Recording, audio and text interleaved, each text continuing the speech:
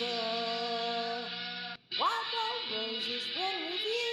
The wild roses random review. 1, 2, 3. All right. Professional cameraism's going on. Good morning, afternoon, evening, people. We are going to do a review on the D.I.Y. Premier 300 chipper shredder machine. I'm Mr. Rose, and this is it. Now, you may ask, how do you know it's a Premier 300? Because they're all orange and they look very much the same. Well, to help us out today, they put a label on it so that you know what you bought. But anyway, more sensibly, it comes shipped in 2 boxes. One of them is heavy because it has the engine and the wheels and all that kind of stuff. And the other box is lighter and it has the chutes in it. And so there is some disassembly and assembly to do. The engine comes mounted on a little bit of plywood. For shipping, you've got to take off. Now, the only problem we had, and considering how heavy it was, I'm not, too surprised, is the little throttle lever here just got bent just a little bit from shipping. Not a big deal. You straighten it back up or not. I mean, it operates just fine. So it comes with, like I said, the 2 chutes, a bag of bolts. The instructions are actually pretty clear. It's not too complicated. And I think it only took us 15-20 minutes to put it together, something like that. And so all in all, fairly simple. Now, the one thing that did, I don't know why it got me, but it might get you too, is that you think there should be 2 nuts on these, but no, they're just little rubber dingleberries that sit in the hole. So, it's just 2 nuts where? right here, this and this. It looks like they should have nuts or something on them, but they don't. Now, other than that, there's all the safety labels you could possibly want, and it's the trick, the thing that people have mostly, when I was reading about them, were moaning about, is getting the oil in. Because if you assemble it, one oil thing is down here, very, very super hard to get to, and the other one, because there is 2, is on this side. Equally pretty hard to get to. Now, when you take it, when you first get it, right here, the yellow cap. So to get some oil in there is, with it all assembled, is tricky. So my advice is, before you put this one on, put the oil in your engine. Now, if you pull the dipstick, it's going to look like it's got some oil on it. There is no oil in the engine. You need to put oil in it. Way down there. So, way down there. Way down So easy to access. They do give you a little funnely thing, one-time use funnely thing, that you can, get to help pour the oil in with. So do that first before you put this on, and then life's easy peasy. Now, if you're not feeling like Hercules every day, then you may want to consider the electric start, because you're pulling a great big flywheel over when you turn the engine. It's a harder pull than just like on a regular lawnmower or something like that. So other than that, it's pretty easy to start. If I'm not seeing it. No, it doesn't have an on switch. So a little bit of choke, and I haven't started it for maybe 3-4 months. So as you can see, it started up pretty easy, and it did that when we first got it, and obviously now.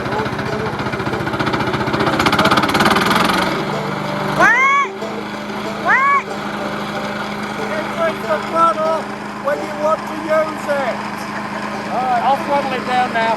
We're going to get some bits and bobs put through it so we can show you a video of it in action.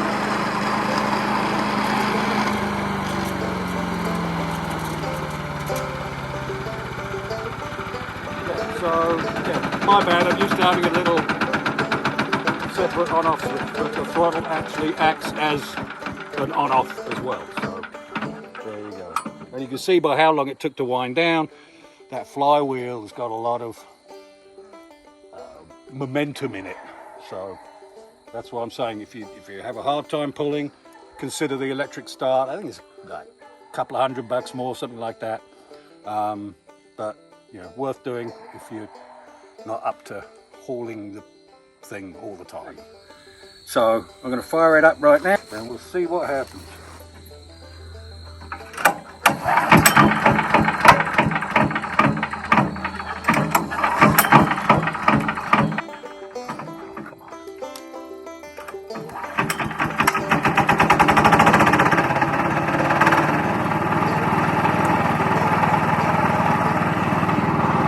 So now ideally you want to take all the little side branches off just because it makes it easier, but I'm going to put these through and see if they'll go through anyway, and we'll find out. Try to make things a little bit more difficult for the machine.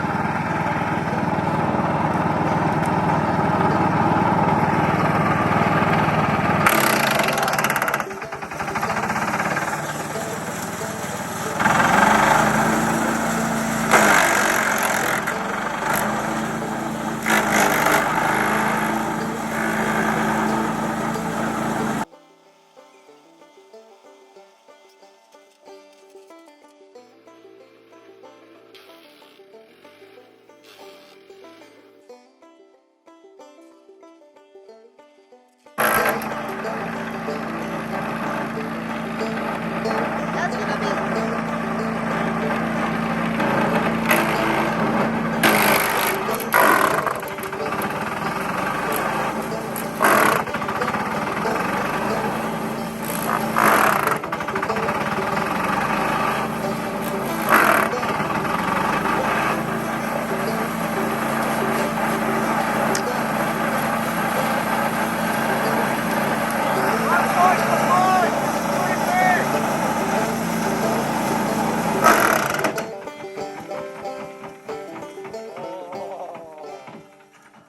This is actually bigger than what I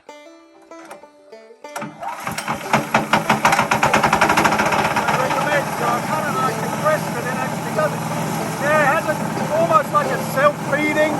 You want to grab it and pull it in. That's where you got to be careful with your hands. Don't let them get taken in the chute. And the other thing is, as you saw, it starts to book down, just pull it out, let it catch up a bit. Feed it in, let it catch up a bit.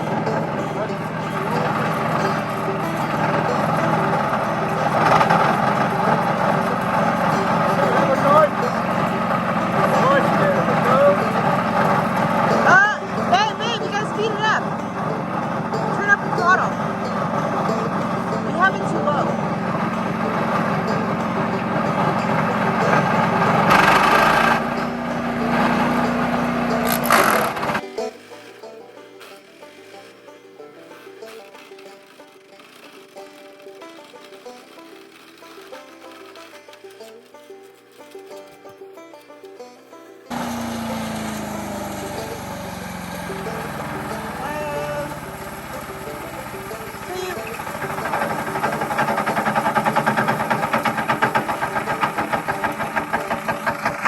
Alright, pretty impressive. Now, one of the other things I like about the D.I.Y. is that you can get knives and replacement parts easily because they're in the US. Some of the other machines I looked at before I went with this, you couldn't get the extra knives. There's nobody stocked them. So by the time you've done a few little cuts and things and your knife starts getting dull, then you're kind of screwed if you need to replace it. So you also want to be aware about the size of these chips when you do put those branches in and how far the chute came out with those chips. A caveat to that is they have a deflector that they actually didn't have in the box when we got it, but they sent it to us, like arrived in 2 or 3 days once we called them up. I haven't put it on. The deflector would actually kind of make them all go into a pile. I didn't know we had a deflector. Yeah, well, we didn't have the bolts for it. It was something, but anyway, Oh, they were on it right away. Boom, in the mail. I think it was like 2 days later, it was in the mail. So they're very good on their customer service. The other thing, when you're putting it in there, it does get vibratory on the hands, so you might want to wear gloves. And if you've got kind of dodgy hands like me, it can just be aware that it's going to give you a little shake there. The other thing is, to move it, it has these handles. These edges are a little sharp. They're not, sharp, but they're not like super comfy, so gloves probably best. And then all you do is do that, and it's very easy to move. It really doesn't feel that heavy at all, well balanced. So to give you an example of what size area you can clean up with the DR chipper, this is the 20 by 30 area, and it took Mr. Rose and I about an hour to clear this area up between the two of us. I allocated myself on the chainsaw to cut out firewood for whatever we could use and give Mr. Rose a bit of a rest from using the chainsaw, so he was able to go ahead and use the branches that I couldn't cut up for firewood and put them in the DR chipper and created this nice little bit of bedding for our future home of our baby quackies that my daughter gave me for my birthday because I always wanted ducks. Alright, so this is the size chips we get out of it. Nice and small, but not like super fine. Use them for flower beds. I guess you could use it, depending on what wood you're chipping, you could use it for, animal cages and stuff. Just as something other than buying flaky crap. So anyway, not bad size at all, considering what we put through it. That's pretty good. I would imagine smaller pieces you'll get a finer chip out of. Maybe more like this, because obviously it's not chonking at it quite so hard. But yeah, not bad at all. Okay, so this big one is for. It's a shredder. It's like for leaves and stuff like that. Now, what we did find, which is why I'm not going to do it right now because I don't want to have to take it apart again, is that if you put something like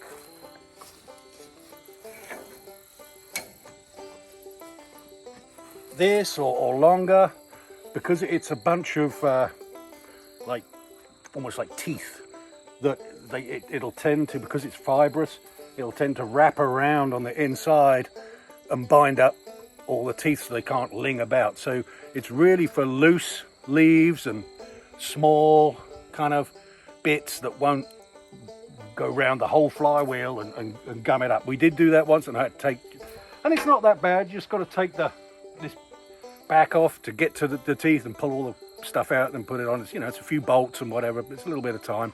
It's just a bit of a hassle, but other than that, know what you're putting through and what it's for. And people have, in the reviews that I read too, they would say, oh, I can't put, this through, it just binds it up and wraps around. It's like, yeah, well, don't put it through then. It's for leaves and stuff, small things to shred. So bear that in mind too. And other than that, it's looks like it's going to be a good machine. Nice, DR. Thank you very much. All right, Mr. Rose, signing off. It's the Wild Roses Run Review. The Wild Roses Random Review.